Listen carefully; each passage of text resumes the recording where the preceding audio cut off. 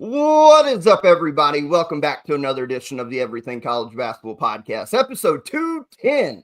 I'm, of course, your host, Josh Bird, and joining me today, we've got the full team back. It's been a while since all four of us have been back. I'm joined by Michael DeRosa, Coach Scott Parra, and making his return on a Sunday, for the full episode, Trevor Everett. Happy to have the whole team back. We have got a lot to talk about. 18 teams inside the AP and ECB top 25 lost this week.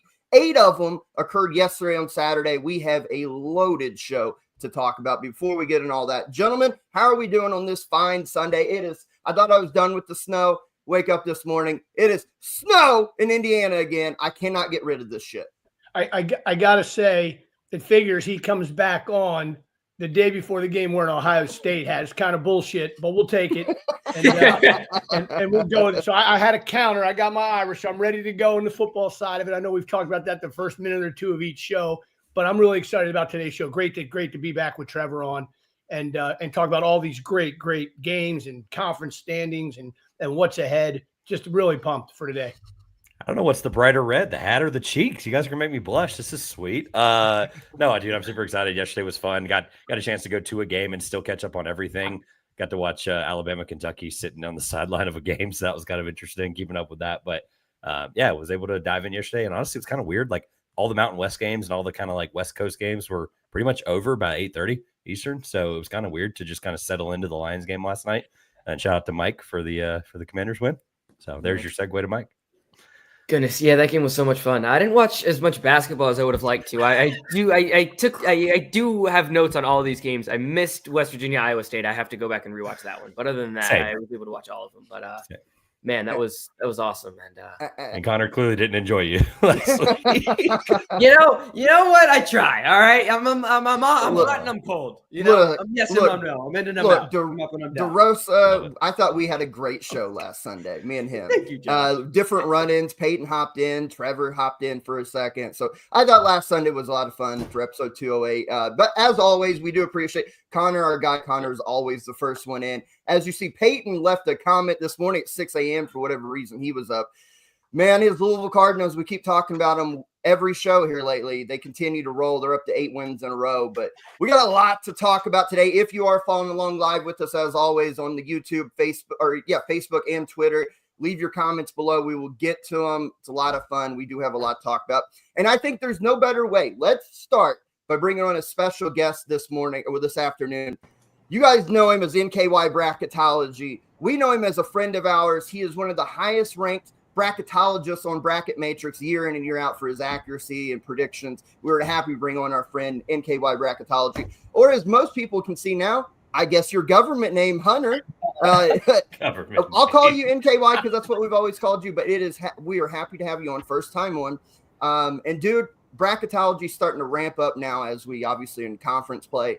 A lot of moving and shaking. We'll pull up your newest brackets that you sent to me this morning. How difficult is that when all these big games, the movement, how hard is that to keep up with on a daily basis at this point? So thanks for having me on. It's been great. I've interacted with you all for a while. So thank you so much for having me. It's chaotic. I mean, yesterday just felt like a kind of day. I was watching the Bama game and the Marquette game while at an NKU game yesterday. It's impossible to keep up with. So I can appreciate the same thing. Do the same thing, Trevor. I did the same thing. That was so much fun. Just sitting in the middle of a mid-major game, trying to keep up with Alabama, Kentucky's. Exactly. It was really hard to do because, of course, they combined for 200 points. Yeah. I mean, it was fun game to watch. And I think it's important to let everybody know, too, that, you are credentialed for the Northern Kentucky games this year, right? So you're pretty much at every home game. So you're there covering. And I love that Northern Kentucky team. Wrote about them in our magazine. I think that their program's really good. So that's a lot of fun to watch. We're going to pull your latest bracket up that you did. And you do these. Is it a daily bracketology or you just kind of every other day? Or, how often are you putting these out? So currently, Monday, Fridays. I did this one this morning just because yesterday was so freaking chaotic. I mean, all of the teams that lost yesterday, there was a ton of movement. So this is not perfect. I'm not super happy with all of these seed lines, but this is kind of a projection of where I thought teams would land. I'll tear the bracket completely apart and restart tomorrow afternoon and just completely redo it. But this is a general overview of where we're at. And as you can see, Wake Forest is kind of creeping back up towards the bubble. Yesterday was good for them as well. Well, that's funny you bring up, because the two teams coach that I see here talking about Wake Forest is Wake Forest in his newest bracket is the first 4 team out. And then you look at North Carolina, who is down now to a 10 seed. These two teams lock horns in a game we will talk about in previews later on in the show. Coach, we've talked about North Carolina's struggles a lot. They dropped a big one at home yesterday against Stanford. When you look at the bracketology, Coach, in a game like this, if you were to, let's say, in Hubert Davis's shoes, kind of, I guess, take us through what you would be thinking when you see maybe seed lines like this, like, hey, we're slipping. We got to get some of these here. I think you'd be surprised, depending who you talk to, the lack of attention that's paid to it right now. Hubert's more concerned about getting his team to play better, because he knows if they do and they win, that stuff will take care of itself. In another month or so, maybe they'll start, seeing. But it's a valid point for all us. For me, like Hunter on the outside, I'm not usually looking at seed lines in January. Because it just didn't matter to me. I'm just trying to figure out ways to get my team better. But this year, it's just kind of a whole better kind of cool way for me to get back into seeing how all this develops, and to see some of these teams like, the Carolina situation Josh brought up. The Arizona State one I see on there is kind of surprising that their name's even being mentioned. Explain that one to me. So Arizona State's just kind of been there. While I pull this up, I just wanted to say I completely agree with what you said. Brackets, nobody's looking at bracketology except for fans. Steve Forbes is famous for saying that bracketology doesn't matter. He is completely correct. This is to kind of create a conversation more than it is to do anything. Fans care about where their teams are at in real time. Coaches and players should not care. So that is exactly right. But I think it's awesome. Like, it's great for the fans. I think it's so cool. It's been great. This is my 5th year doing it publicly. It's great to do kind of this way, but I completely agree. It's a fun fan thing, but I like that you pointed that out with the teams. Arizona State 1-6 in quad 1. They do have 1 quad 2 loss and nothing outside of the top 2 quadrants loss wise. They've got 3 quad 2 wins and 1 quad 1 win. Their metrics are adequate. They are a team that the bubble's a mess right now. Yeah. I don't like any of those last couple teams in or first teams out. But for now, Arizona State has fallen from a 9 all the way down. As they continue to lose in Big 12 play, they're just going to continue to fall. Yeah. Trevor, you had something? Yeah. So look, you've probably heard the discourse as you have the top 4 teams here: Auburn, Duke, Iowa State, and Alabama. I know the result of Iowa State yesterday, and then Auburn barely getting by yesterday. But regardless, those have been the 4 most dominant teams most of the year. Let's just call it what it is.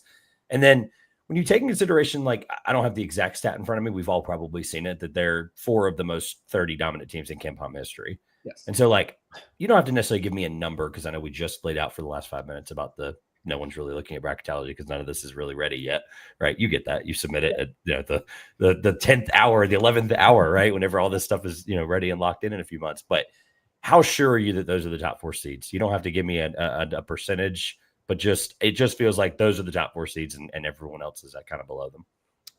I am 80% sure that the top 3 of Auburn, Duke, and Iowa State will find their way to the 1 line. The 4th 1 seed, I am nowhere near as confident. I think Auburn and Duke are head over heels better, and I don't think their schedules are going to allow them to fall out.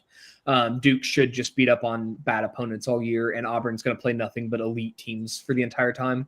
Iowa State, I'll be interested to see if they fall some more in the Big 12, but I like them this year, and I think they'll be fine. Bama, Kentucky, Florida are all just going to be a mess. I think you could throw Tennessee in there as well. The SEC is just brutal. One SEC team is going to get that 4th 1 seed. I'm just not confident that it'll be Alabama at this point.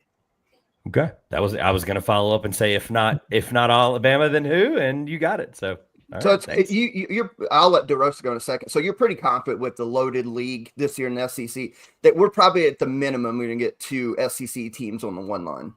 Yeah, especially when you look at what Auburn, Alabama, Kentucky especially have done in the non-conference.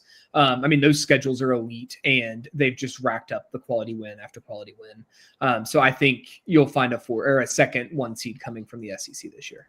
That makes sense. I want to transition to the bottom end of the bubble because I see one team on there that I've given some guff on this show and like passing. But that I mean, they don't obviously when you're doing bracketology, the eye test just doesn't matter at all. But this is a team that doesn't pass the eye test at all to me. How is Cincinnati even remotely close to the tournament? I hate metrics. Let me just, from a personal standpoint, I hate metrics. I love that. Thanks for the clarification. Their metrics are solid. They played absolutely no one in the non-conference, and they have just managed to kind of swindle the metrics into looking really good for them. So they're just hanging around. If they had any quad 1 wins, they'd be in the bracket. But right now they don't have a quad 1 win. They've played 4 of them and they've lost them all, including a loss to Villanova of all teams. I mean, the other 3 are fine, but they've got to find some quad 1 wins. But for now, their metrics are keeping them afloat. And then I've got another question, more big picture, because on the show and when we're talking like all this stuff, we don't pay a ton of attention to like the mid-major level. Are there any mid-major teams that you're keeping an eye on that think that could be an at-large team? If they win out or maybe lose one game, whatever, that could be an at-large team that not enough people are talking about right now. UC Irvine is the first team that comes to mind.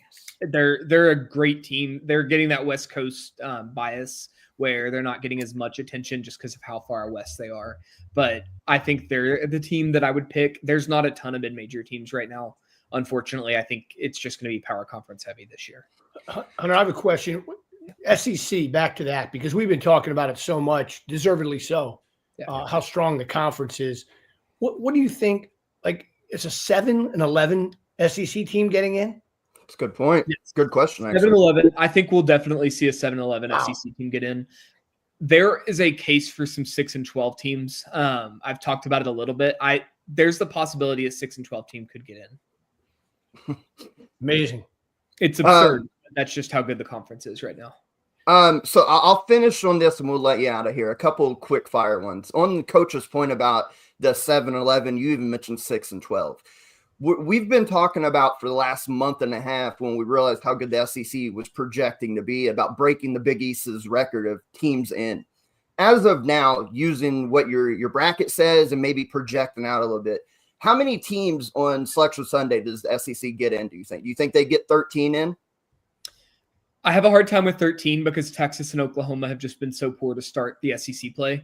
But I think 12's definitely realistic at this point. I would probably set the over-under at like 12 or 11.5, let's say.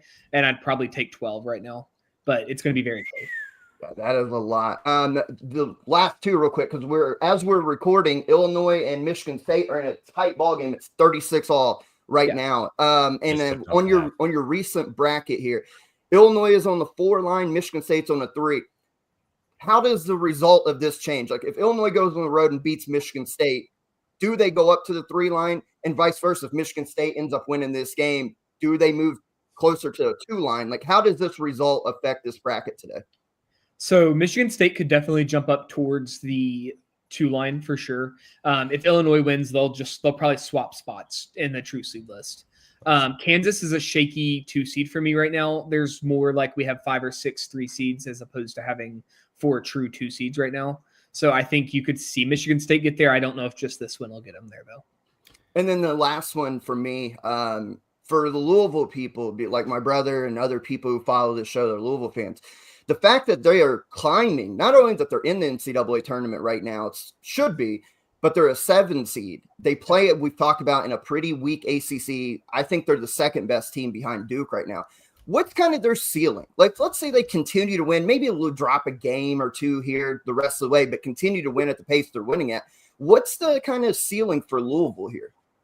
I mean, if they only lose 1 or 2 more games, I think you could be absolutely talking about like a 4 seed. The ACC is going to hold them back from going any higher, I think, just because of how weak the conference is. But they could jump another 3 or 4 seed lines, I think. So I have one more thing on the way out, just for like thinking long term, as we still have plenty of time left in the season. As insane as it is, we're actually almost in February. But let's say I'll make it interesting since 8 is a bunch of really good teams. from 9 through 11, just from, I know how much you watch, and maybe take the bracketologist angle out of it for a second. Just think of it as like an analyst and a fan or whatever you want to do. From 9 to 11, what's the team in there that you're most confident it's going to rise into a higher seed line by the time March rolls around? I know it's a lot of teams. Sorry. No, you're good. I think I'll take St. Mary's. I think they're going to win a bunch of bad games. I mean, they're going to beat. Gonzaga's going to lose them too. And yeah, I just don't think they'll lose enough. And I do think they'll probably pick off Gonzaga at least once this year. So they'll probably rise. I also think Creighton is a team that should be on the rise as well. Love it. Perfect. Well, Hunter, as we call you, NKY, dude, we've been wanting to get you on. I know last year we tried to make this work, kind of schedules didn't work out, but we appreciate you. You're a voter in our ECB top 25, so we have that connection there. How about this? The closer we get, let's say we get towards the end of February, if schedules align, when like bracketology really starts to ramp up and matter a little bit more, let's bring you back on, because I thought this was a lot of fun, really insightful. Obviously, you know your shit. And so we appreciate you. Tell the people out there where they can find you, because you are a really good follow and do watch a lot of college basketball besides putting the brackets together. So appreciate it. Yeah, schedules should work a lot better this year. So absolutely, just let me know when you want to have me back on, and I should be free. But yeah, I'm on Bracket NKY on Twitter. I follow that the most, so I would just keep on that. I'm on there a lot. Sorry, there's background noise right now, but just kind of follow me on there. I do watch a ton of basketball. Thankfully, my wife lets me do that. But Amen. Follow me on there. Well, everybody go drop him a follow. Seriously, a really good follow. Up to date on the games, really insightful, and has one of the best brackets out there that you'll find.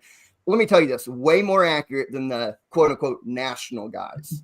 I promise you that. So, Hunter, dude, it's been a pleasure having you on, and I can't wait to talk to you again, my friend. Appreciate it, guys. Have a good one. Nice to meet you. Thank you. That was Hunter, as we know him, like I said, Bracket NKY, or NKY Bracket there. Really good stuff. I thought that was really insightful. I love, because we always kind of talk about it from the analytical and what we see on the floor and everything, but to see what they do and how they process and have to use the metrics and throw in the net and all this other stuff, it's really interesting when you kind of see it on a map there, kind of in bracket form. I love those conversations. I thought that was really good. It makes my head spin. That's why I say every time I mention something about a seed, I say, don't ask me every time. Because it's above my level of understanding with how they have to do this. It's amazing that there are people that do this part-time or in the side, and you have to keep up with so much. Like, you think the top 25 voting's hard? Like, and look, people give the AP and the people who vote on the AP a lot of flack, and they should for some of the decisions, right? And actually, funny enough, some of the bracket guys he's associated with are the ones that do those posts, because how in tune those guys are with just where every team is. That's why I wanted to ask him at the end, like, hey, you watch so much basketball, somebody's going to affect your 7 through 1. And like, obviously not asking St. Mary's to be a 3 seed here, but they can rise. And that's I wanted to kind of see where his head was at from just hey, I watch a team every week. Maybe their metrics aren't great right now, but somebody's going to change that spot very quickly. Yeah. Coach, for you, I mean, like you've talked about, like you've never really had time to do this. Like, how is that for you when you see somebody who does brackets and kind of places them and is so accurate on all that? I'm like Trevor.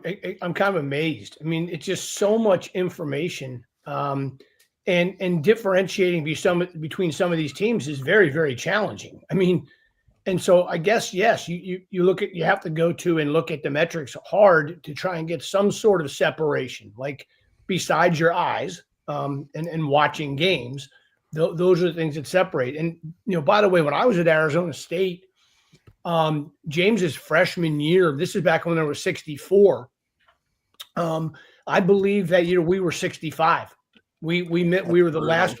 Yeah, we were the last one. We sat in a room, waited through the whole bracket to see if we made it, and we didn't. I think I remember you telling us that, because it rings a bell. That's insane to think. It was brutal. Brutal. And I think, and we had beaten. So how about this? We had beaten Arizona twice during the season, and they made it and we didn't. Over and similar whatever. I have to look back at the exact records, but yes, our non-league was so poor. Like, our non-league schedule just wasn't very good. And the Pac-10, look, I don't know if you guys go back that far, but do you remember how damn hard that league was? Oh yeah, that was when Oregon was still good. Arizona, UCLA. over a 2-year period, I think there was 19 first-round draft picks. Yeah. Jeez. I mean, it was insane, Michael. And like every night, every team had 2 or 3 pros. Every team you played, like even Arizona, they had 3 pros. They had Jordan Hill, Chase Budinger, and the guards, and Jared Bayless. I mean, all 3 played. So every team you played, but so I remember that day vividly. We went to the NIT that year, and we lost to Florida, Billy Donovan, in the Elite 8 game to go to Madison Square Garden. They beat us at home to lose to go to the Final Four of the NIT. Walton Can I play didn't call it the Conference of Champions for nothing. No, right? that You league just laid out was- a 1-2 years of history, but that's Ooh, 75 years of really good it was basketball. Shout out unbelievable. USA volleyball player Chase Budinger now. Yes. Yeah, that's right. Can I tell you He was something, a Coach? problem on the basketball court too. Yeah, Can I oh, tell yeah. you? Can I tell you something real quick? I don't know if it'll make you feel better or make you even more mad about that. That same year, Louisville was the overall number 1 seed. Arizona was a 12 seed that year. Made it all the way to the Sweet 16. It was up in Indy. Yep. I was at those regional games. Louisville hung 101 on them when they had Terrence Williams. They had that really good team. They beat the shit out of Arizona. So I don't know if that makes you feel better. Well, I'm just telling you, so they were a 12 seed. That was our point. See, Yeah. we were so pissed Yeah. that they got in over us, and we beat them twice. Yeah, I was up there in Indy for that. Louisville beat up Arizona. Michigan State upset Kansas. And on Sunday, Magic Johnson was up in Indy, and Michigan State upset Louisville to go to the Final Four that year. It was up in Detroit that year in 2009. North Carolina ends up winning it all. So I don't know if that makes you feel better, but I did see Louisville beat the hell out of the Arizona team. Okay. So Maybe a little bit. All right, Terrence Williams, he's from Seattle. Yeah. I think he was. Yeah. He super athletic, dude. Well, great super story athletic. for you. Another great story. So Lorenzo Romar and I become friends. From Washington was really good that year, those years too. So Romar, every time I see him, even to this day, for the past 15 years, the 2 that got away, Terrence Williams and James Harden, because he almost convinced James to come up there. And every time I see Lorenzo, he just looks at me. The 2 that got away, Terrence Williams. That's how I know that name so well when you say it. Yeah. Washington was really good back then. Washington State had Klay Thompson. That league was really good. Aaron Baines, Taylor Baines. Rochesky. The league was unbelievable. Well, let's talk about a former. This is a great segue. Let's talk about a former Pac-10/Pac-12 team, and let's lead off our coverage of yesterday's events with Oregon hosting Purdue and up in Eugene, and the Boiler.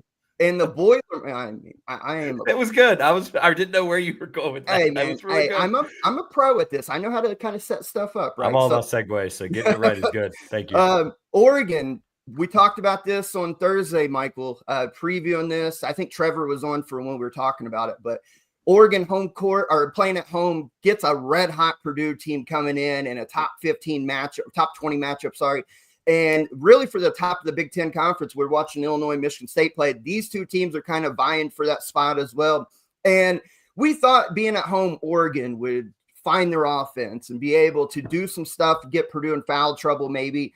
And it just didn't happen. Trey Kaufman-Renn leads all scorers with 23. He goes for 23 and 11. Braden Smith pumps in 15, 4 rebounds, 7 assists. He did have 5 turnovers again. But the Boilermakers shoot 2 of 12 from the 3-point line, but end up getting a win regardless on the road, 65-58. And honestly, typical kind of old school Matt Painter fashion. If you watch him when his teams were really good back in the day, they played a lot of grinded out ugly games, and he went old school here. They go on a road, get a big time quad 1 win, and Purdue is on a roll right now, gentlemen. The Boilers look like whatever struggles they had in the non-con, they figured it out, and this team looks to be kind of on that ascent again. Your thoughts on this game? I'm going to take the Oregon angle on this one first, and then you guys can go on the Purdue side. One, Oregon had a drought in the beginning of the second half where they didn't score for like 8 minutes, and that was the game. Because after that, it was pretty much 50-50. I believe Oregon was leading at halftime, if I remember correctly, and they just could not score. It was really tough to watch. Doing some math, wrong game. Yeah, but another thing with Oregon is they just don't have that offensive like punch sometimes. Like their offense can just, they went on a huge drought. Yeah, they were up 1 at halftime. Then in like the first 10 minutes of the second half, they scored 5 points. That's where they lost the game. That when it was that little stretch right there. Everything else was very 50-50.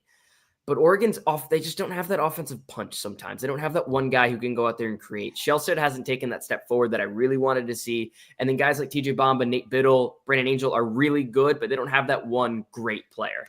And I think that can hold them back in sometimes, especially against Trey Kaufman-Wren and Braden Smith, who were just very solid in this game. But also an interesting thing with Oregon. Oregon has 3 losses on the season. All of them are at home. They went on a neutral floor. They won the Vegas Invitational, the tournament, whichever one was the one for NIL, where they beat Texas A&M, San Diego State, and Alabama, all on a neutral. They have road wins over USC, Oregon State, who beat Gonzaga. If we want to end up talking on that one very briefly, Ohio State and Penn State. I don't know why. They just might be better on the road. Well, Coach, this is a question for you. I'm sorry, Trevor. I just want to ask Coach real quick, because I've heard this too sometimes from like former players or analysts or whatever. Sometimes when you're at home and you have all your family and friends and people kind of come into town, maybe you get too relaxed. And then when you go on the road, it's kind of like you versus everybody. Maybe you're more kind of locked in. I've heard former players talk about this. I want to say it was John Henson who talked about it, where sometimes Carolina would go on the road and they would just blow teams' doors off, but they'd come back to Chapel Hill and drop a stinker. And he'd be like, well, because we had like all these family and friends and we were trying to put a show on. And so what is that? Do you find that like maybe sometimes at home, maybe the focus isn't there when it should be? Well, I don't know. It depends. I think each team kind of like has their own, how's the leadership? What's the locker room like? How easily distracted are guys? And what are their routines? That's the other thing, like for us, even last year, we were better on the road. I mean, but I think I have some reasons why, but that's mine separate from like North Carolina, but we won at Temple, we won at Memphis, we won at UAB.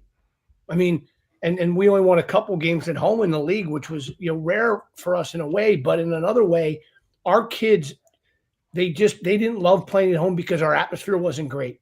There you go. At Rice, we struggled to get the students there.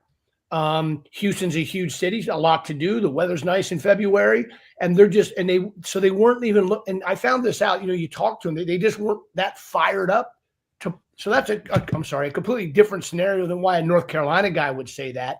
But I think each team's leadership and routines kind of determine that.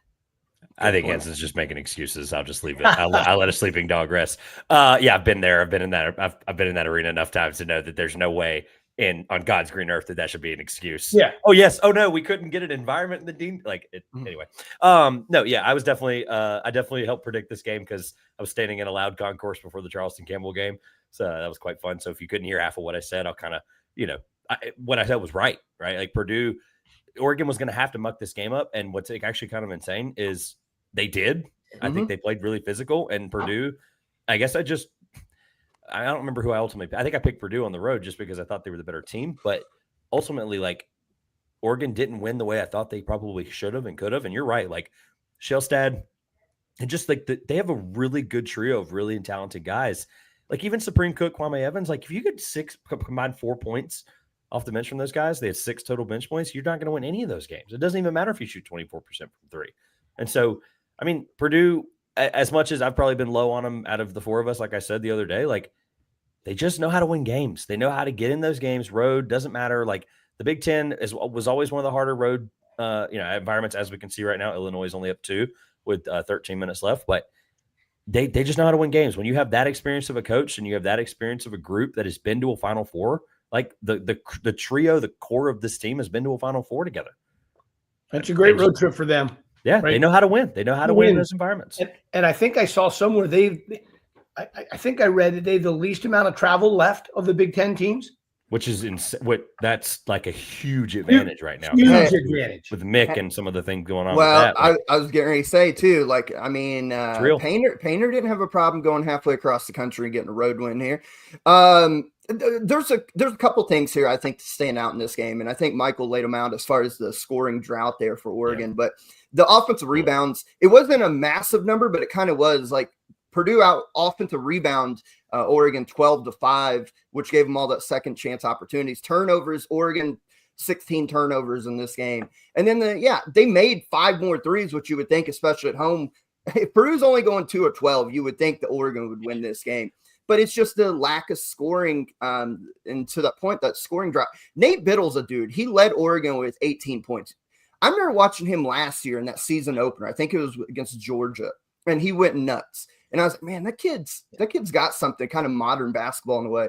18 points, 3 of 9 from the 3-point line, made all of his free throws, had 6 blocks. Like, I think Oregon almost has like a guard problem to your point there. Shellstad is not really taking the jump. What are you getting from Keyshawn Bartlemy? Because every once in a while you'll get a game where he has like 15, 16, 18 points or whatever. Then he comes back with 29 minutes and 2 points in a big game like this. I don't know. I think they've got to figure out the guard issue because they got a versatile big in Nate Biddle who can really do some stuff inside and outside that should open up the offense and the lanes for him, but they're just not getting a lot out of the guards. Really quick. That point and then the point before about just kind of putting these two things together is like, I know we have data on the kill shot, shout out Evan Mia, but I'd be curious to know what coach thinks who's, watch teams maybe do this before, but like that stretch, honestly, I know a team like Purdue didn't necessarily go on a huge run in that scoring drought it could have been worse. Like Purdue could have won by 15, 20 because they could have had some kind of run like that when you just go scoreless for so long. But like, I think it's almost more deadly sometimes for a team to go that cold than it is for a team to have a quote unquote kill shot.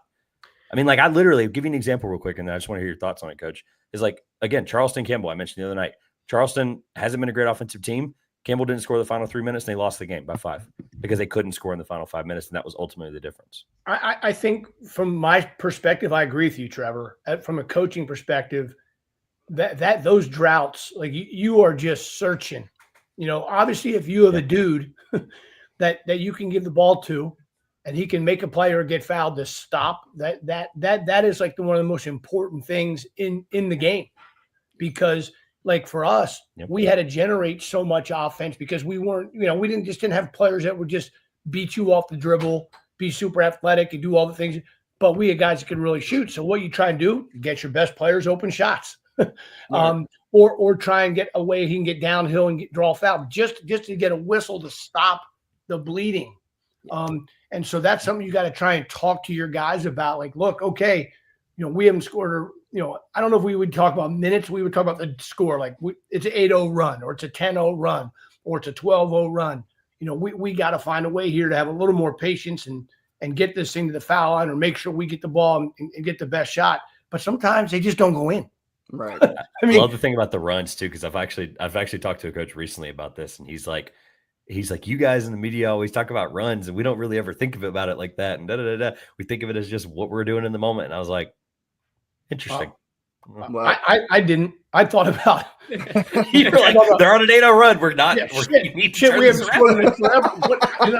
And I'd say to my assistant when he'd be like 11-0, coach, I'd call Travis over. I'd say, geez. Yeah, Trav, we got to run. We got to get downhill here. I get a timeout. Do I got to burn a timeout? He's a fifth-year senior guard. It's a different conversation, right? No, coach, this is what we'll do. Let's run this play, and you try and find a way to stop it. But yeah, I was very conscious of it. Yeah. Well, let's move on from a game and teams that had trouble scoring to another high-scoring, insane SEC clash that happened in Rupp Arena yesterday afternoon. Number 4, Alabama, coming off the loss midweek to Ole Miss, bounces back in Rupp Arena to take down number 8 Kentucky, 102-97. And this was a tale, honestly, of two halves, because this was an incredible basketball game. The first half was as fun of basketball as far as offensive explosion. You're talking about the number 1 and number 2 highest scoring teams in college basketball, 2 of the best, most efficient offenses, and 2 basketball kind of offensive geniuses in Nate Oates and Mark Pope. Their team's just throwing haymakers in the first half. And then what happens in the second half? I feel like a broken record here. We watched an incredible first half. The first 9 minutes of the second half, the referees blew whistle, and both teams, not just one. I know the Alabama had, I think it was like a 2-9 disparity in the first 9 minutes of fouls, but then it started evening out. Why? I just don't get it. When you see a fun half basketball, little fouls called, and then the refs are like, nah, it's time to make it about us. Let's slow this game down and kill the flow. Luckily, these two teams are so incredible at making shots and making plays and scoring the basketball that we still got a very high-scoring, fun affair. Alabama bounces back. We know that is a tough building to go get a win in. Alabama with great resolve. And how about this? We've talked a lot about Alabama. In conference play, their shooting percentage from three has went up. I think they're at like 32%. But overall, they're at like 30% on the year. They come in yesterday, 13 of 34 for 38%. They found their three-point stroke, and the way the game tilted there in the final 4 minutes, Kentucky was down, gets it tied up, 81 all. They get a stop. Lamont Butler comes down, so steady, makes an errant turnover. Alabama reels off 9 in a row, 3 straight threes. That was the ball game that gave them the cushion down the stretch that they needed. Grant Nelson, 25. He had 19 of them in the first half. He was taking Andrew Carr to the rim anytime he wanted, hit some threes. Mark Sears ended up with 24. He made some big shots and big plays down the stretch. He got most of those points there at the free throw line, but Alabama big-time performance. LeBaron Philon hit huge shots during that little stretch. Incredible action, incredible game. Both these teams are obviously really good.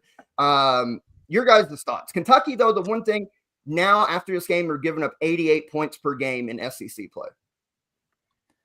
Michael? I'll start it off. I thought I went back and watched some of the highlights of this game. ESPN put out like a 20-minute highlight, so I went back and watched that just before we went live. Chris Youngblood made some plays late. He was really impressive to me. He hit a 3 down that stretch, too, in that 9-0 run. He hit a 3 down the stretch, and then the 3 that ended up getting blocked. He get in the corner and got blocked. I don't remember who blocked it, but then Kobe Bryant Alabama got the rebound. Yeah, Alabama got the rebound, and then they kicked it to Philon for the 3. That just felt like the icing on the cake. But I was impressed with Youngblood, and that's a guy who is accepting a role coming from being the American Athletic Conference Player of the Year. Just being like, okay, yeah, I'll come off the bench for this Alabama team. I mean, that's impressive what it takes, especially you're coming off the bench for a freshman. And he's doing it. You had a great Grant Nelson game, as you mentioned, Josh. He was just excellent in the spot and really high-level basketball game. And if I also want to take another stance, Otega always amazing. I was right on Otega. He's amazing. He kept them in the game. He kept them in the game. Every time Alabama tried to threaten to pull away, Otega Owe would just keep scoring. 3-point shots getting to the rim. I'm going to hear your two, Coach and Trevor, your thoughts, and then I'll say something else. I'll be short and sweet because I was catching this game in and out, trying to talk to folks at a game, and it was hard to keep up with. So I went back and kind of caught up. But I did look at some of their like last year to this year stats to kind of see where things are. Because I think when Alabama, like last year was the proven data for them. It's like, we play like this. This is what we can be capable of. And they're 0.1 points per game off of their average from last year. The difference is this year's defense is actually a little bit better too, which is kind of insane from year to year, at least just from a points allowed standpoint. It's still really bad. They were one of the worst in the country at that last year, and they're still in the bottom, I would say, 8th in that regard right now. But at the end of the day, like, you need those games from Grant Nelson. Like, you just can't have, like, they've been really, really good this year. They've got some quality wins, but if you look at all the ones that were quote unquote close, there's like, they cannot, talking about the runs in the Oregon game, they're like the one team in the SEC that like cannot have a lethargic stretch on offense. Because if they do, they don't know how to dig themselves back up into that game unless they, of course, like you said, can start to improve the 3-point shooting. That's kind of been the reason those games haven't been close that they lost, like the one at home the other night. I mean, look, their defense got it done ultimately in the end, but I know it's 102, whatever. It's exciting basketball, whatever. I want to see some defense being played from both these teams for crying out loud. And I don't want this game to be up into the hundreds. Like, I just want to see one of these teams like start to kind of bring their stride as a team that could maybe play a little defense down the stretch. And that's the one thing I'm kind of taking away from this is I wish one of these teams could figure it out. Yeah. I didn't watch the game. I followed it. I followed you guys on the text train as well. I looked at the box score, saw some highlights. Here's the thing. Like, for me, if that was the semifinal game in San Antonio on April 3rd, is anybody going to be disappointed? I don't think so. I mean, no.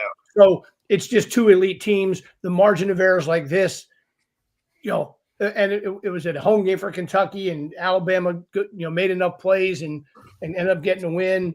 And just a hell of a game. Two really good teams, and if you're going to Alabama, both these teams are going to be in the discussion all the way through this thing, depending on matchups in the tournament. Well, that's a great point about margin of error in a game like this. I mean, literally, Alabama had the more runs. That 9-0 run pretty much that gave them the cushion there late under like 3 to go. That was the difference. If that's flipped, Kentucky wins, and that's how small the margin of error is. Alabama did a really good job, despite the whistles for both teams being awful. Alabama made a conscious effort of getting to the rim. and putting pressure on Kentucky. They outshot them free throw line 34-20. I think Kentucky shot 20, right? Yeah, 34 to 20. And ultimately, that was the big decider in the game, too. Alabama got 14 extra free throw attempts because they were the aggressor going to the rim. And again, some of them on both sides were. They called one on Alabama, and I forget the player. The cylinder rule, he didn't even touch Otega-Oweh. And there was someone in Kentucky that would – I can't with these officials no more. But this was an incredible game. Kentucky puts – 1, 2, 3, 4, 5, 6, 7 dudes in double figures. And I'll say this, Andrew Carr, we've talked about back spasms. It hasn't really bothered him as far as his play on the court. Like you look at Mississippi State last weekend, he was incredible down the stretch. You look at Texas A&M midweek, he played pretty good. This bothered him because Grant Nelson is not the fastest, but his first step, and Andrew Carr was so up and down, not in a defensive stance, got blown by every time, and it put them in bad spots. I hope Kentucky, obviously they don't play this week. They play next Saturday. I hope he can get healthy because if he can't, I think you got to just rest him and play Ansley Almanor because he's a liability defensively. But incredible game. I think both teams, like if you're a Kentucky fan and disappointed you lose at home in a game like this, but you played one of the absolute best teams in the country to a 5-point game where it could have went either way. I think you're fine. If you're Alabama, you forget about the Ole Miss game and you're back on track. These two teams, like you said, Coach, I think are going to be there at the end. And put it this way. If you can't match bucket for bucket with them or do what like Ole Miss and Georgia did to these respective teams and like make them slow down, you can't play with them. They will score every time down the floor. You have to find ways to get stops and muck this up. If you can't, these two teams will score every trip down the floor. So incredible basketball game. Great bounce back for Alabama. Needed it after a loss. Kentucky, I think, will be fine. Let's talk about a big upset that happened yesterday out in the Big 12. West by God, Virginia, playing in those sweet unis. I don't know if you guys saw those uniforms. They instantly became one of my favorites in college basketball. Those awesome. Like blue with the gold yellow trim. Those things are beautiful. They play at home to number 2 Iowa State yesterday. And what a performance. We talk about like potential coach of the year and all these different teams. I think, how about this I don't even know if it's a hot take. I think at this moment, Javon Small is the Big 12 player of the year. And I think Darian DeVries, not only Big 12 coach of the year, but should be right there for national coach of the year for what he's done with this West Virginia team. 13-4, 4-2 in a really tough Big 12. They take down Iowa State 64-57. Javon Small drops 27 on Iowa State's defense. I thought this was an incredible display by the Mountaineers. I want to hear you guys' thoughts on that. There's your defense, Trevor, 64-57. Yeah. Well, I expect that from Iowa State. I don't expect that from Kentucky or Alabama. And by the way, Alabama's ranked in the top 50 in defense on KenPom. I get that, but I'm just talking about like these, like even the Kentucky-Florida game, like all these are incredible games, and I get it's an elite conference, but like eventually one of these teams in a tournament is going to run into an Iowa State, and they're going to have to learn how to play defense on the fly. And it's just not going to be fun. That's true. Or the flip side of this, because we saw it with Alabama last year, we saw it with Miami the year before that made Final Four runs. These teams are going to go cold, and they're going to have to keep pace with them scoring the ball. So It goes both ways. It's true. It does. Your guys' thoughts? I thought just West Virginia is them and Louisville have impressed me so much this year. So much. And you're talking amazing about what again, happens when you get elite coaches. I know. And again, Tucker DeVries is not playing, guys. West Virginia has beat Kansas on the road now. I know they just lost Arizona when Big 12 play actually starts, but look at all these teams they've beaten.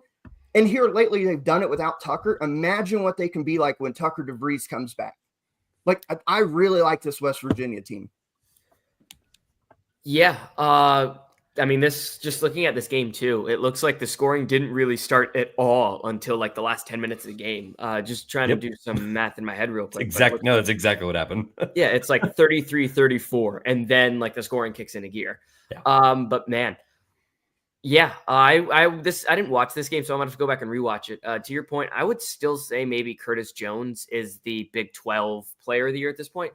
But yeah, Javon Small is up there, and he has been excellent. I thought he was a pretty overrated transfer pickup, and every single time you watch him play, that take gets stupider. It's never day one, it was awful. It's just getting worse. He is special, just special. 27 points, 5 assists, 6 boards, 4 steals against three really, really good guards on the other side with Keyshawn Gilbert, Tamin Lipsey, Curtis Jones. That could be the best guard tandem in the country. And he went out and outdueled them. That is a statement and a half. And one thing I'm looking at this box score, Iowa State only had 4 assists. I want to see if that was something West Virginia did defensively. I'm going to have to go back and look if they were just denying and making these guards play one-on-one and making four. Oh my God. Yeah. They're also like into go ahead, Mike. Finish your point. Sorry. Yeah. The last point is Iowa State couldn't hit anything from 3. So maybe they were just denying a ton from 3 and giving up some of their drives and trusting in Eduardo Andre, who impressed me a little bit, quite a bit as a rim protector in some of these games.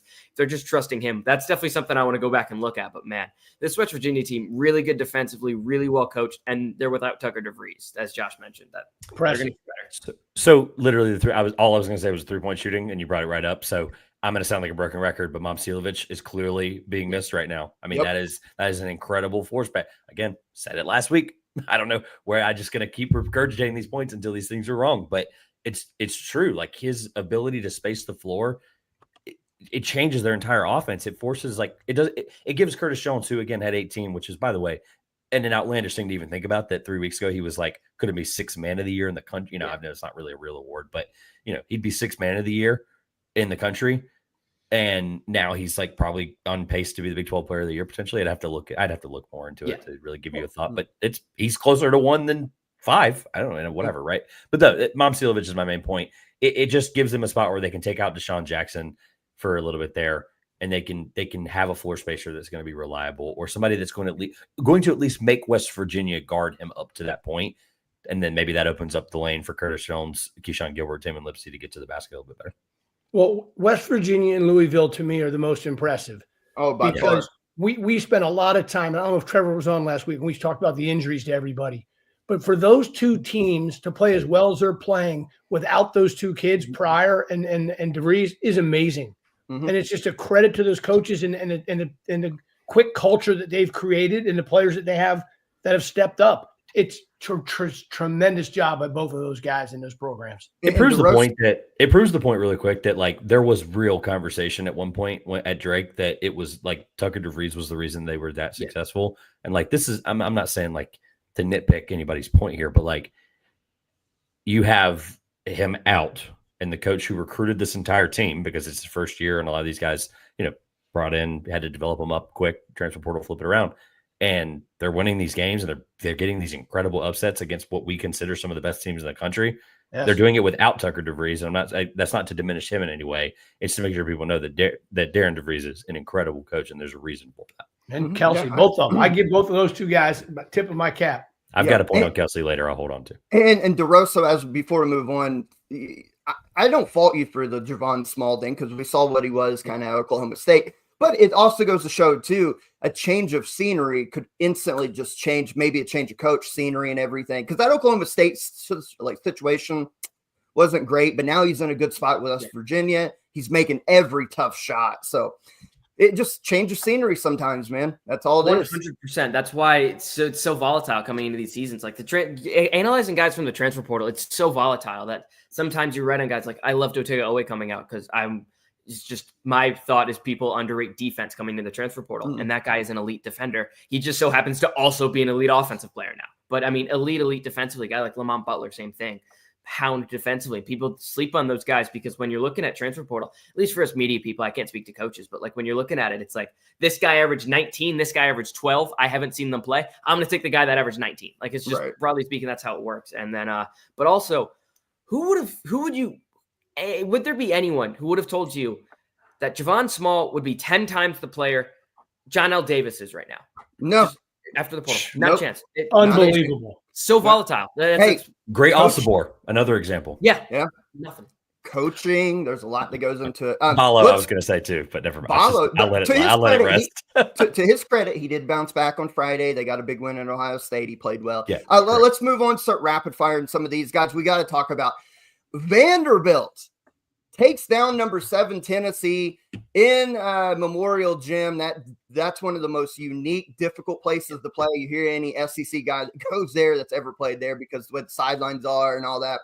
And the environment's kind of weird because like Vandy doesn't have a great like student section, but they can be there. It was great last night. It was incredible. What I was going to say. It can be good. It's just, But Vanderbilt, man, Have to another program that brought in a new coach, new players, and they have been incredible. 15-3 now, 3-2 in the SEC, takes down their in-state rival. And the way this ended, Tennessee up to the line, I forget who it was. Was it Meshack or Gainey or whoever it was, up to the line for a pair of free throws to tie the game, and he misses the second one. Vanderbilt holds on for the upset. You get a court storm, 76-75. Coach, I want to hear your thoughts, because Tennessee, we've talked about their offense sometimes, about it can be really, really stagnant. And if they shoot the three well, they're probably going to win because how good that defense is. They shoot 10 of 21 from the three-point line, 47.6%, and they lose. They lost. Shot well. Yeah, and Vandy scored what, 77 on him? 76, yeah. 76. I mean, it's another great, guy doing a hell of a job coaching those guys, and nobody had Vanderbilt at 15-3. I can tell you that. It was Lanier on the free throws, by the way, which is even crazier because of what Barnes said about him recently. Yeah. Oh, that's right. Yeah. And we got to get to Patino's rant too later, but but no, great win, huge rivalry, right? Vanderbilt to beat Tennessee, incredible win. Pete, I see you. We're going to get to St. John's. Got some things to talk about there, but Vanderbilt is, you talk about overachieving right now in that incredible conference. There's no gimme there. That's for sure. Yep. You guys have anything just real quick on Vanderbilt's upset? Because, these guards can really play for Vanderbilt. Yeah, I'm pissed. This would have been my bank on it. This and then the New Mexico game. Would have been my bank on it. And the show ended early, so I couldn't get them off. By the way, I really think that was me. I was on my phone, and so I hit it's all good. I hit leave stream, and I think I hit close stream. I'm pretty sure I did. It's all good, dude. It's okay. Don't worry about it. But man, hey, I helped you. Your bank on it wasn't public, so you're good. I did tweet it out, so it is there. There is evidence, and if I would have been wrong, I would have left it up there anyway. True. I could have deleted it though, and I can't delete this. But beside the point, it was the guards for me. It was the fact that I didn't think they'd turn the ball over a ton, and only in quotation marks 11 turnovers against a really good Tennessee team. That's enough, and a lot of those turnovers came late in the game, when it was really panicking. They built this lead because they didn't turn the ball over. And this Vanderbilt team has some really good players. Manon, I thought, was really good. He had a couple huge blocks late. And Jalen Carey off the bench. I believe he's Vernon Carey's brother, if I remember correctly. That's right. And they have good shooters too. Edwards, Nick, or hitting shots. I like this Vanderbilt team quite a bit. Yeah, it's given A.J. Hoggard a new life. He was good for Michigan State. He went to Vanderbilt. He has been incredible for them. Great win for Vandy. A couple others real quick in the SEC. I just want to rapid fire. Number 1, Auburn escapes Stegman Coliseum with a 70-68 victory over Georgia. This game got nuts down at the end where Georgia's hitting free throws and then trying to miss one, and it goes out on Auburn. They get a chance. They miss a three. Auburn survives another game. They've went 2-0 so far without Janai Broome. This one got hairy, though, but Auburn continues to prove that they are the number 1 team in the country right now for a reason. Also in the SEC, the Egg Bowl on the hardwood. Yes. Mississippi State goes to overtime. Incredible theater in this game. Ole Miss would find themselves down big, rally back, hits a shot to send the game into overtime. But at the end of the day, Mississippi State, despite trying to give the game to their rival, finds a way to hold on for an 84-81 top 20 victory.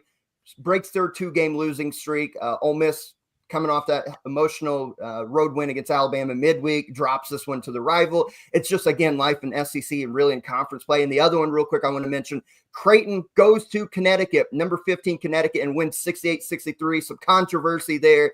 Connecticut has a shot that would have tied the game up. Ashworth, I think, clearly fouls him, and Connecticut should have been at the line at the free throw line for 3 to tie the game up, potentially send it overtime. But no call.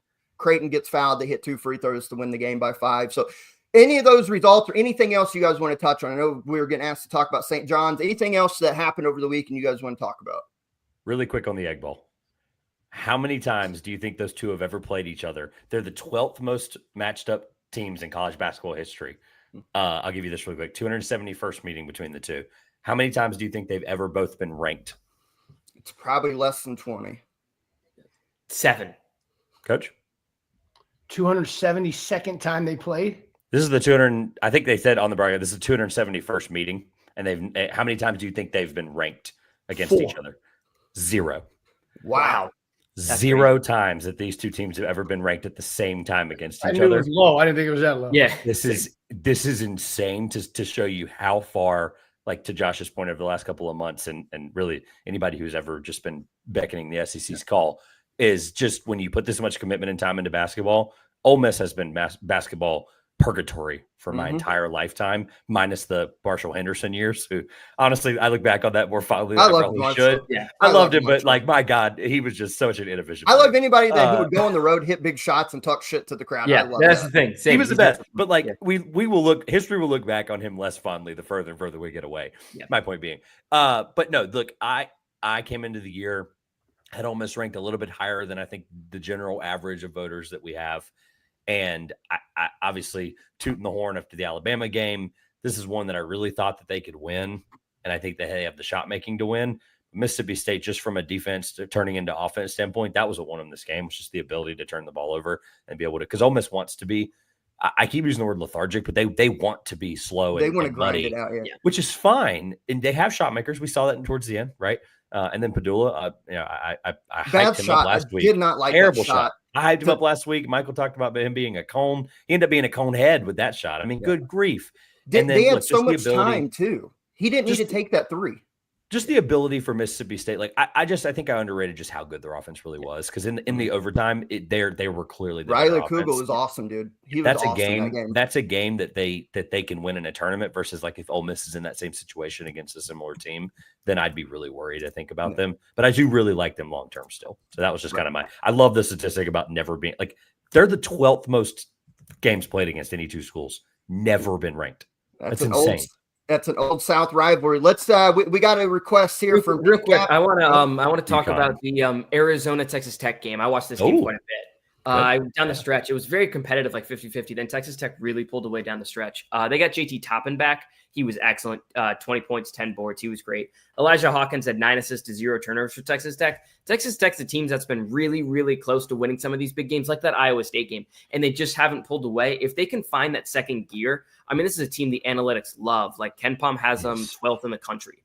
This is a team that could really make some noise down the stretch if they can just finally put it together in those late game stretches. And the defense came together in this game. Grant McCaslin's a great defensive coach. We knew that at North Texas. It's starting to come together. And freshman Christian Anderson, I think, is going to be a real player. He hit this really crazy spin move late in the game. That's a kid to watch. Well, hey, we were on the JT Toppin hype train last year at New Mexico when he was a freshman. So I want to give us credit on that, DeRosa. Coach, we got some requests here, so we will honor this. Our commenter here, Pete Cap, says, talk St. John's, fellas. Well, how about the Johnnies? I know you want to talk about Patino's comments, but St. John's goes on the road, blows out Seton Hall yesterday, 79-51. They have now won 5 in a row since the Creighton loss back on December 31st. They looked, obviously, they play well behind their defense, right? They're 5th in Ken Pom in defense. They struggle in those games like Creighton when they don't get their guards scoring and they struggle to score the basketball. I mean, they only scored 56 in that loss to Creighton. So this is another one of those topics that we kind of talk about every show about defensive-minded teams but kind of struggle offensively. Which would you rather have, the explosive offense or the struggling defense? And I say every time, give me the offense. Because you can muster up stops defensively enough to win a game, but if you can't score, you're not winning. I don't care how good your defense is. And St. John's is doing really good right now. I mean, 16-3 overall, 7-1 in the Big East. They're right there in the mix to win the Big East. Good win yesterday, Seton Hall, not very good. But, Coach, I know you want to talk about Patino's comments yesterday, so let's hear it.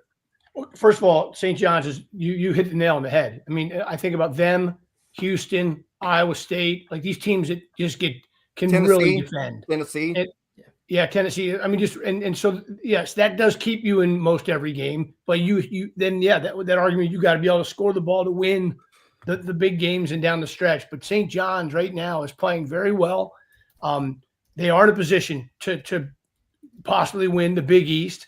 And I just thought the post game from Patino was so interesting because I go back to what Rick Barnes said the other day about Lanier. Like, these are just 2 Hall of Fame coaches that get away with, saying maybe some things that some other guys couldn't, to get people to sit up and listen. And they were both 100% correct. mean, Coach Pitino said yesterday the kid wouldn't even be on his team if Seton had the same resources. Gary Richmond, yeah. I mean, well, I mean, he was just telling the truth. In other words, the only reason I have him, I paid him more. Keeping it real. It's just That's real. one thing about him he's always But done. I think the reason he said it is so people understand what is really happening.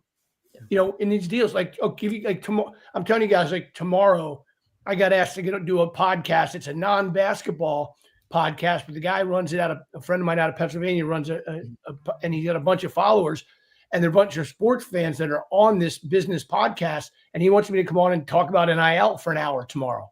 And we're going to talk about this Pitino, you know, kind of back it up and then get to where we are. But I thought it was very interesting that he was just flat out telling people this is how it is. Yeah, look, to your point, he's 72 years old. What does this man have to lose at this point? Nothing. He doesn't have anything to prove either. Well, because the NCAA can't find him for that probably. Like, there's a lot of things that go into that, but like, it just, I mean, look, if there's no rules on NIL, there's no rules on what we can say about it. I mean, let's just call a spade at that point. Really quick on the Johnnies, I just want to make, first of all, Pete Cap, whoever Pete Cap is, incredible logo. I know it's the sweater and the Lou. It's just an incredible logo. Yeah. I'll look at the actual photo when we're done on Twitter because I bet it looks even better blown up. The second thing is, look, I was really low on them for a while. You guys know that, and just kind of that stretch when they were down in the Caribbean and Baylor lost and beating Virginia pretty handily, but like they just really never really beat a good team. I know they beat New Mexico. A lot of these wins you have to remember are going to age better.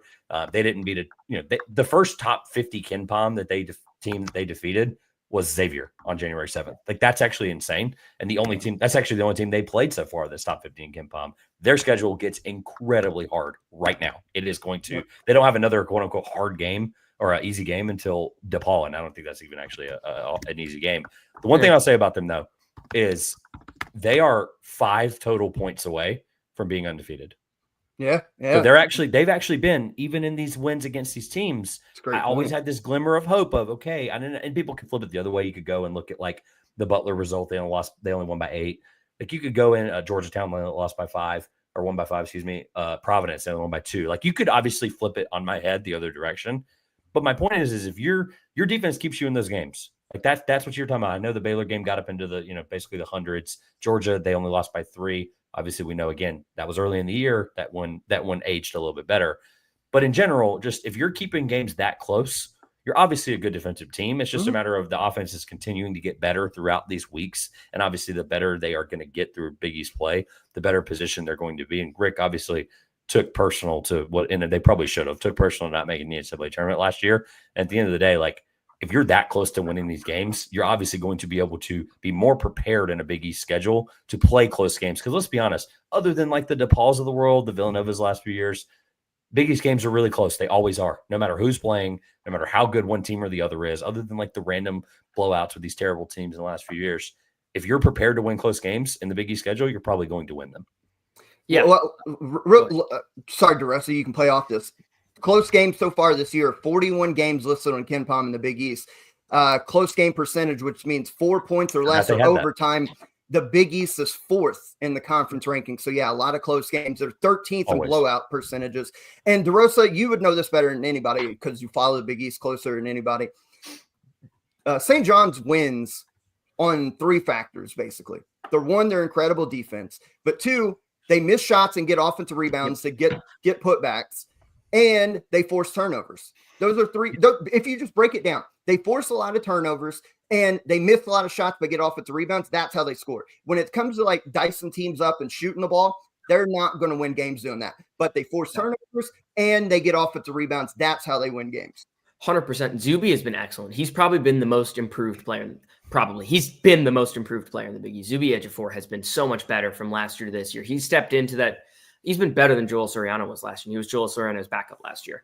He's been excellent. But on the St. John's team, I'm excited to see them get more tested because we haven't seen them late in the game need to find offense. That's what it's going to come down to. We haven't seen them tested in that spot to see who's their go-to scorer, who's the guy.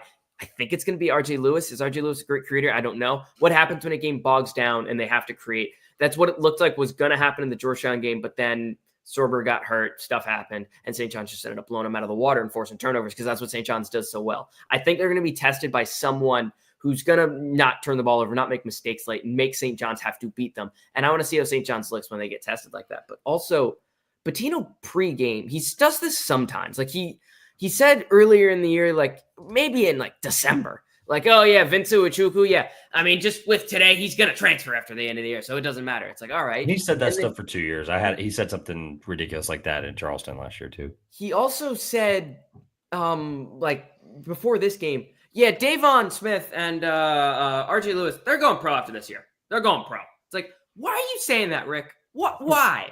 Like, wait till the end of the year. Wait, I don't know. I just don't get it. Yeah, great win. I mean, St. John's is rolling right now. What's going to determine, because they're leading the Big East right now. They're 7-1, Marquette's 6-1. What I think will determine if they win this league or not is February 4th and February 7th. They got Marquette at home, Connecticut on the road. That week will, I think, determine if they go at least 1-1 in that. I think they put themselves in a spot. You can't go 0-2. They win both. I think St. John's is going to end up winning the league just because the rest of the league, they will have to play those two teams again, but they'll be in a better spot. So great win, great start to St. John's. Clearly should be an NCAA tournament team and probably a highly seeded team.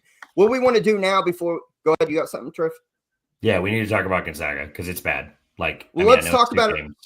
Let's talk about it real quick because we have to move on. I mean, they dropped 2 this week. We've talked about – Would you like to know the last time they did that in conference play? I have the stat. Go ahead. 2014. Wow. It's been a while. It's been a while. But we've talked about this, guys. They're already 14-6. And I know this time last year, they were struggling until they went to Rupp Arena and got a win, and that kind of righted the ship for them. It changed the whole season. But they don't lose a whole lot in the West Coast, and it goes back to the same stuff that we've talked about this year in these big games.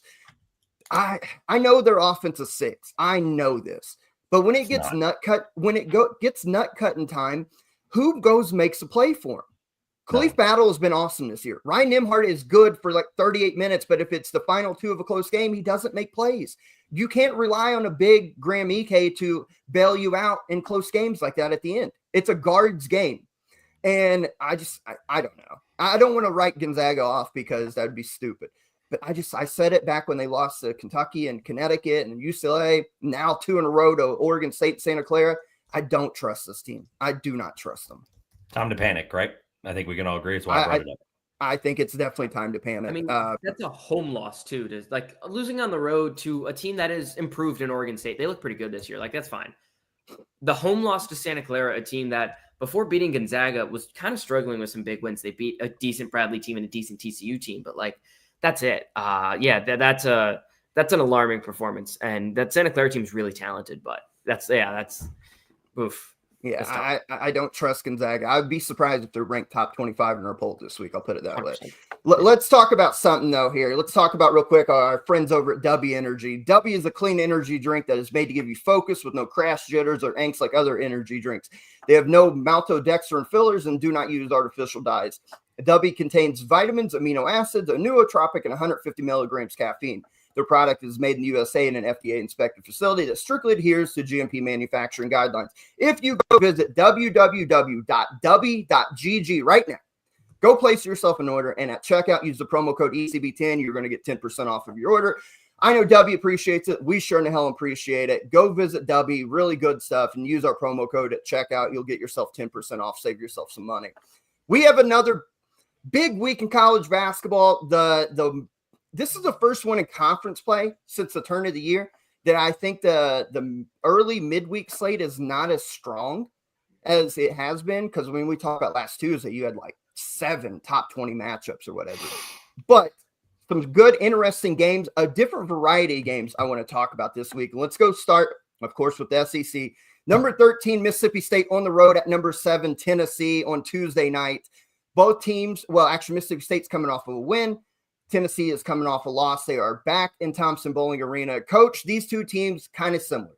Tough, defensive first, but if you're trusting the offense, which has been a theme of today's show, I think unless Chaz Lanier gets off, I think the overall better offense is Mississippi State. The problem is, can they manufacture buckets against a stout defense like Tennessee on the road?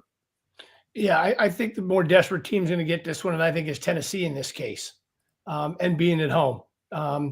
That's a good point. Obviously, Can Tennessee get their offense going enough to hold them down? Mississippi State, has played terrific. These battles are, so more. I mean, what is it? Ken Palm difference there? 6 points? What is it? I'm guessing. What is it, Ken Palm? 9. 9. Yeah, I like Tennessee at home. I just think they're going to win after taking that loss to Vanderbilt. Gentlemen? I think this is a decent spot for Felix Okpara to get going. I think defensively he can really muck up this game, and offensively I think he can cross the glass. I think this is a really good matchup for some of the Tennessee bigs. I lean Tennessee as well. I think Ole Miss not turning the ball over, I think, is going to be a huge key, but I just think they can get beat on the offensive glass, and I don't think they're going to get good looks around the rim, which it's not Ole Miss, Mississippi State, and I think that's what this Mississippi State offense kind of thrives with, and I don't think they're going to be able to do that because I think Okpara is maybe the most underrated rim protector in the country.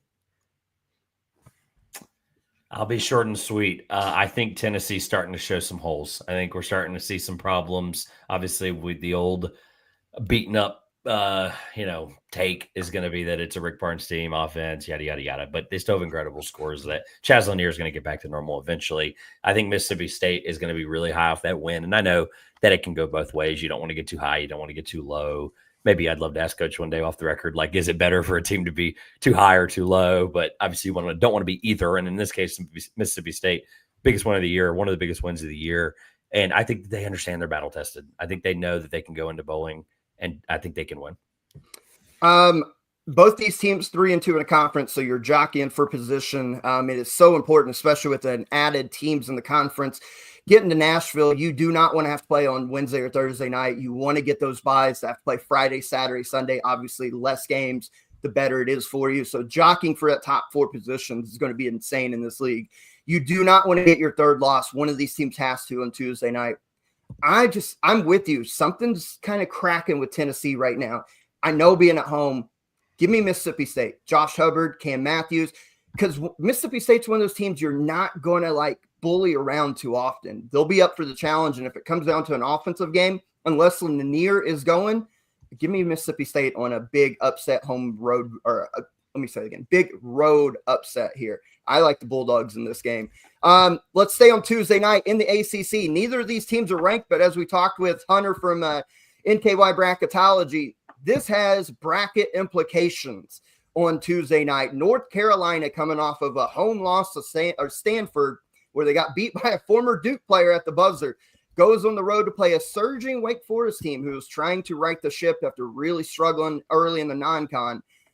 This should be an interesting game because both teams theoretically are kind of playing for their NCAA tournament lives in a way here as far as seeding and being in and quality wins.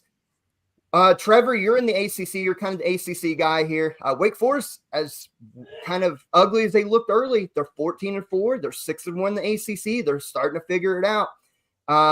Can the Demon Deacons get a quality win to help vault them into the NCAA tournament right now? Absolutely. I came into the year, all my eggs were in the Wake Forest basket. And I told you about a month and a half ago that I dropped the basket and broke all the eggs. And I don't know. I found some more eggs. Wake Forest is fine. They're getting Omaha Bilou back here any minute now. And at the end of the day, when they're guys like Cam Hildreth, when he just has to play his best every game to keep flow for their offense. When he goes into a stretch and he's really their kind of quasi point guard, which is kind of unfortunate, right? That was kind of the big problem with them, was that the issue was point guard. And they're starting to figure it out. You don't really need a point guard in the ACC this year because every team sucks except for Duke. So I don't really know what to tell you when North Carolina is not good. I've seen them play twice this year. I mean, even the game I went to with Campbell, you let a team like Campbell, who's albeit bottom, third in KenPom, and those leads in Chapel Hill normally go from 16 to 40, real fast in the second half. And Campbell loses by 16. That's not North Carolina basketball. And so I think Wake Forest is going to be fine. I really, really like him. Hunter Salas is trying his best to be ACC Player of the Year, but that's absolutely not happening, as we all know. Wake Forest fans are going to destroy me, as they already have, for saying that. And I think Wake Forest wins. I think they win pretty big. I think they take advantage of the front court. And Efton Reed, I think he's going to feast. Okay, go ahead, Coach. I don't know what to make Carolina. So I'm going to say Wake's going to get them too. They're playing well.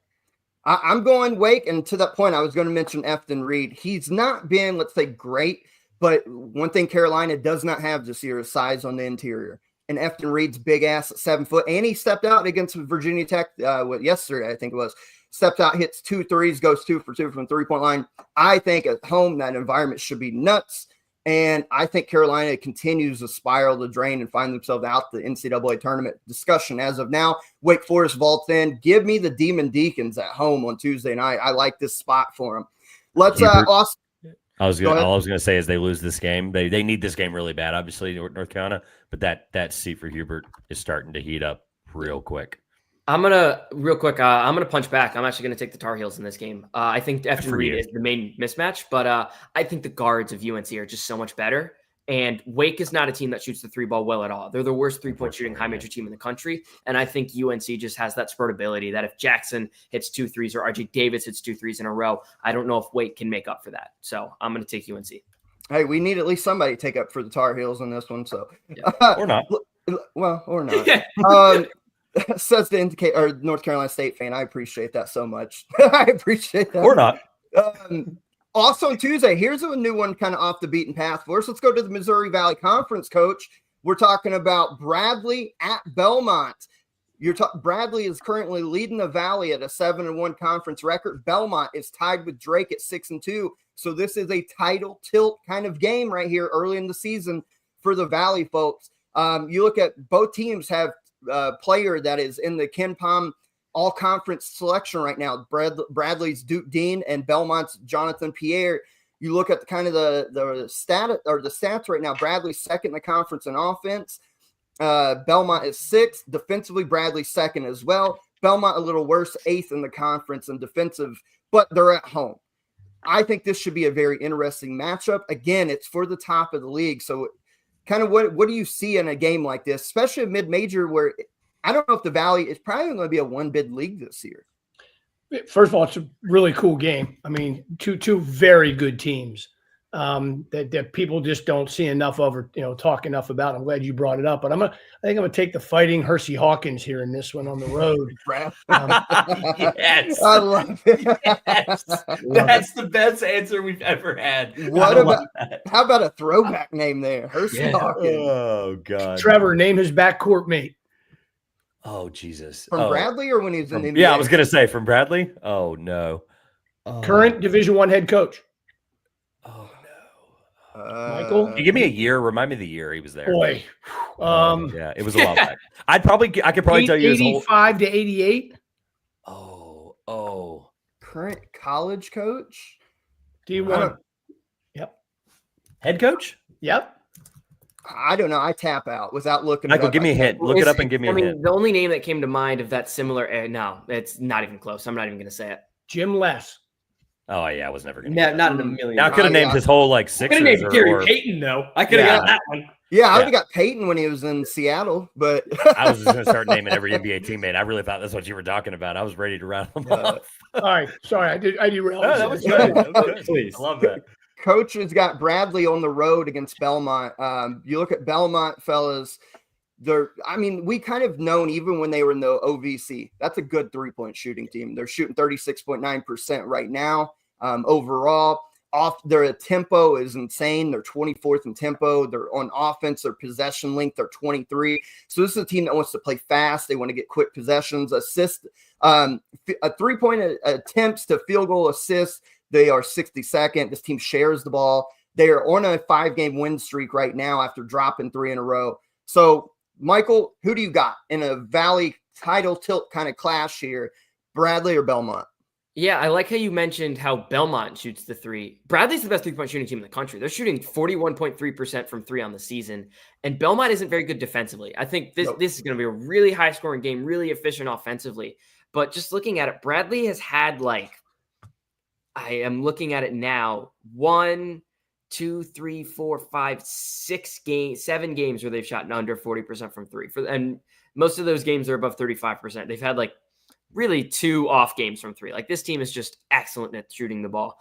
And I don't think Belmont has the tools to stop them. So I think Belmont would have to outscore them. I think this could be a big Jonathan Pierre game. He's the best athlete on the floor, but I think Bradley's 3-point shooting is going to take it in this game. I'm actually going to go with the Braves. And frankly, at this point, I talked about it on Trevor's show. I don't think we talked about it there, but maybe we talked about it in text afterwards.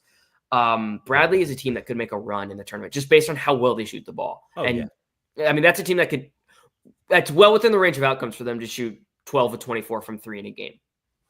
I know we got to finish and we got a lot of things to still get to, but I've always said for two teams that, or if I ever have a pick of two teams I haven't watched much of yet, I'm always going to defer to the best player on the best team, and that's Duke Dean. He's a dog. He's one of the best players in the country. I had a conversation with someone about let's figure out who the best mid-major player in the country is. Dean's closer to 1 than he is to 5, and so I'll take Duke Dean and the Bradley. I'm going to go opposite. I'm going the home team Belmont. They do shoot the 3 well. They do not defend well, but we talked about Jonathan Pierre, 6'9", really good. But how about Carter Witt? Came from Furman, started his career at Wake Forest. The dude has only had 2 games this year where he's not been in double figures. He's coming off of a 20-point game against Evansville on the road. I think he goes nuts, paired with Jonathan Pierre, home environment. I think Belmont gets a big victory over Bradley here to put themselves in a spot to win the Valley this year. Let's go to Wednesday. We got a couple Wednesday games here to talk about. Xavier, been on a roll here lately, man. Zach Freemantle said something to the effect yesterday after a big win against Marquette that they had a loss a couple of games ago and they had a team, like a players only meeting or whatever. Yep. And they basically said, this shit's not acceptable. We have to figure it out. And they've won 3 in a row, 4 in a row since then. They're going to number 24 St. John's on Wednesday night. Can Sean Miller's team continue to fight back and get themselves in a spot to be NCAA tournament bound? I watched the Marquette game, and I watched, especially down. I watched the whole first half and most of the second, including the last couple of minutes. And I was texting. I know one of their assistants very well, Adam Cohen. And my analogy was it was like a horse race where you had like a 10-length lead, and the closer was coming, and the line just before. Thank goodness the line got to the line just before they ran out of time, but they played great. I mean, they led wire to wire. I mean, they played terrific. It's tough building to go get a win. But you're playing at a top 10 or whatever they are team. It's a great win for Xavier. This is more like the Xavier team we kind of thought and talked about. Now Fremantle's back, and they're playing well. And I look, we'll get to our bank on it in a minute, but there's my hint. Hey, Michael, Xavier in conference play only, they're number 1 by a large margin in free throw rate. They are getting themselves to the foul line and slowing the game down in that aspect, and they're converting. This could be a big factor against St. John's team, again, that we talked about, some offensive kind of bogged downness struggles at times. If Xavier can muck this up, getting to the foul line and getting St. John's in in foul trouble, Xavier could make this 4 in a row. Yeah, I think Coach had the perfect analogy on how the first game went. I mean, how the Xavier Marquette game went. Xavier got out to this huge lead, and then they just somehow stayed alive. They tried every way possible to blow it, and they didn't. But this game played out early, 12 days ago from this point. It was Tuesday, January 7th. And St. John's was smothering defensively, and Xavier had no answer to it. I don't see how that changes. I think the St. John's guards, are really going to cause some problems defensively. And they were just stronger. They were just more physical. This is a game where I think Zuby is going to absolutely go ham. I got St. John's. I got St. John's by TKO. I don't think this game's fairly close. Yeah, I would sound like a hypocrite if I said all the stuff I said earlier about St. John's and then picked against them. So I'm going to go with the Johnnies as well. I'm not necessarily sure it's that big, but yeah, I think they get it done. I'll go Patino at home. I'll go St. John's to get the sweep, but I like teams who have these player meetings and then produce. There's a lot of teams like, hey, we had a players only meeting and they come out and still shit the bed. I do think something with Xavier is flipped. I don't think they get this one though, but wouldn't be surprised if they fight their way back in NCAA tournament contention by year's end, but give me St. John's. Also on Wednesday night. Now, you look at this game, you're like, well, number 23, Georgia, coming off of a loss to number 1 team in a close one, going to winless Arkansas in the SEC. Why would we care? Because of that reason alone. Can Georgia get back on the horse? We know that this is a really quality team. And Arkansas, the story is, do they go 0-6 in SEC play? They're back at home in Bud Walton, but if you watch, and I do watch, there are some really, I'll give a free plug here. Go to YouTube, watch Inside Arkansas. They have a really good show. They're not like pandering. They call it out how it is. Rival fans come in. They have fun with it because they know there's nothing they can say right now. But that's a really good show. Go watch Inside Arkansas. There's a free plug, guys. But Arkansas is just not good. They're not good. They cannot score. It's typical Cal. They settle for mid-range shots. Boogie Flan's getting roasted by Arkansas fans about taking all these contested pull-up shots. We don't even know if he's going to play. Apparently, he's got some kind of wrist or hand injury now, which would absolutely kill that team. DJ Wagner's not been great. This is not a good team, but they have a chance to kind of right the ship because every night in the SEC, as hard as it is, gives you a chance to get more quality wins. So I'm going to come to you first, Coach. Can Arkansas get off the hump or get off the schneid here, get their first conference win, and maybe build some momentum? We know how good Georgia is, especially defensively, but this is a spot where you would think Arkansas could maybe get on the board here. I don't think so. I think the train is off the tracks. I think Georgia wins. The Boo Birds come out and things get nasty Wednesday night. I'll fit now. I'm going with it too. I think Georgia not only wins, I think Arkansas keeps it close for maybe 20 minutes. Georgia gets 10-point lead and it balloons big. I don't think Arkansas recovers. Man, you guys got to remember Bud Walton's worth 8 to 10 points. So not this year. Not this year. Cal is subtracting 8 to 10 points. So there you go. It's a wash. Georgia, they're going to get it right. They're going to be fine. I think they're just more experienced, even though they obviously have some younger guys. I know Silas and Newell, but I think they'll just be more experienced. I think they'll be able to figure it out. Arkansas, like they're just talent hasn't been able to figure out a way to mesh. And obviously I can probably point to the result and reason for that, but I'll just spare him today. And I'll go with Georgia. They just get right because they really have been so close in these games and they finally haven't broken through. And I think they win this one. Yeah. I'm kind of sick of talking about Arkansas, so I'm going to pick Arkansas and hope they get their first conference win so we don't have to talk about them anymore. Don't hold your breath. We'll see. I mean, they're the story, though. I mean, Cal, for whatever it is, he brings that, and then 100%. nobody expected this. Like, even like me, I didn't think they would be great, but I thought, this will rejuvenate. They'll be in contention. They'll still do the first round NCAA tournament loss. Boys, they're not even going to be in the NCAA. They're not even going to be in the NIT at this point. People who wrote the checks didn't expect this. Hell no. You think Tyson Foods? You think Tyson? Them chicken nuggets are about to be $10 more expensive. Forget about the checks to Calipari. The checks to the players. I know. Yeah. Let's be honest. We can be different and not talk about them too. That's also a thing. If you were a top player or a transfer and you see what this offense is, why would you go play there right now? I'm being serious. Why would you go play for Cal at this stage? I don't get it. But yeah, I think it's a clean sweep. Georgia gets the dub.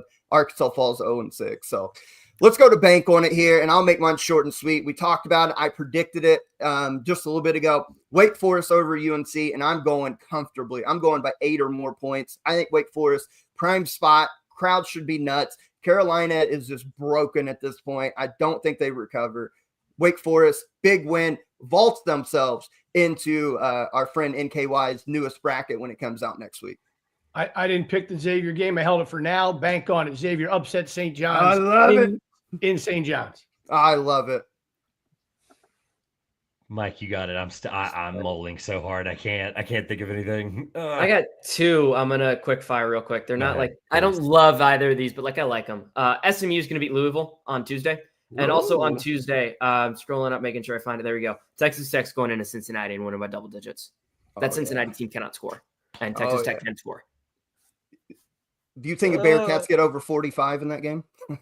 I'll take the over 45. I'll take the under 55. I think they'll end at 52. Okay. I like it. 67-52. If that's exactly right, I'm going to brag about it till the end of time. You should. Trevor, you got a bank on it? Oh, God. I think Northwestern puts Indiana in their place. It's at Northwestern on Wednesday.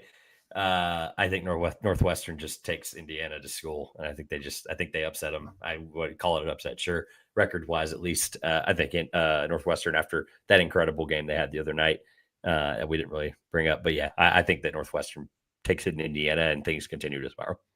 I love them all. Let's finish out with shout-outs like we always do. I'll make mine short and sweet. Good, because I have way too many, so please take some for me. Vanderbilt. Talked about them. Get the big win over Tennessee. 3-2 in conference play. 15-3 overall. 48th in Ken Pom. Mark Byington is doing an amazing job. You could honestly throw him in that mix with Darian DeVries, Louisville's coach, Pat Kelsey, and some others for National Coach of the Year. He's been incredible. They've got their next couple, though, at Alabama, home Kentucky, at Oklahoma, At Florida is their next 4. We'll find out a lot more about the Commodores, but so far, man, this team has been incredible and exceeded expectations. So shout out Vanderbilt and Mark Byington. Grant Nelson, 25 points, 19 of them in the first half. Talked about him. He has really struggled at times this year, but he got going yesterday, really helped Alabama get a big road victory. So shout out Grant Nelson. And then Wisconsin. I know we kind of ranked them earlier in the year. They got all the way up to like 10th in the country in our poll. They lost 3 in a row to Michigan, Marquette, Illinois, but since then they have bounced back 7 in a row, 5-2 in the Big Ten. And the schedule in front of them looks primed to really make a run. So shout out Wisconsin for bouncing back and putting themselves in a spot to potentially challenge for the Big Ten title. So those are my 3. I got 3 off the radar, no high majors. I got UC Riverside Barrington Hargress with 40 in the win against a very good UCSD team. Correct. 40 piece. Yes. So congrats to him. Shout out to Barrington. Xavier Lee for Princeton. Oh, 33. thank you, because you're taking them off my list. I have 70 of them. 33 That's awesome. with give me the ball at the top of the key, and this game's over. Game winner. And the last one, a team. I'm going to give it to Duquesne.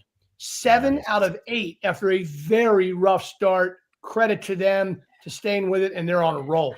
Hey, I love those. I thought you may go with also the Dayton half-court buzzer beater, the lob. Crazy. Yep. If you're loyal to Chicago and you get beat in that fashion, I think I probably just drink a whole bottle of Jim Beam that night. Just go to bed. Coach That's talking crazy. Your eyes are crossed. Your head's you can't even see straight. It's That's just crazy. brutal. Oh, That's crazy. DeRosa? Yeah, I've got 2. One, I'm just going to shout out the team and then get to the specific player. New Mexico's been excellent recently. Ever since they didn't really start the season all that well, like losses to New Mexico State at home, Arizona State on a neutral, and then St. John's, they went to wherever and got blown out after beating UCLA.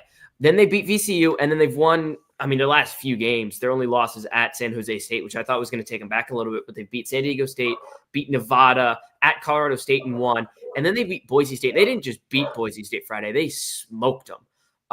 They forced 17 Boise State turnovers, and they were just excellent. Donovan Dent is the best guard in the country. Not enough people talk about. He is a top 5 point guard in the country.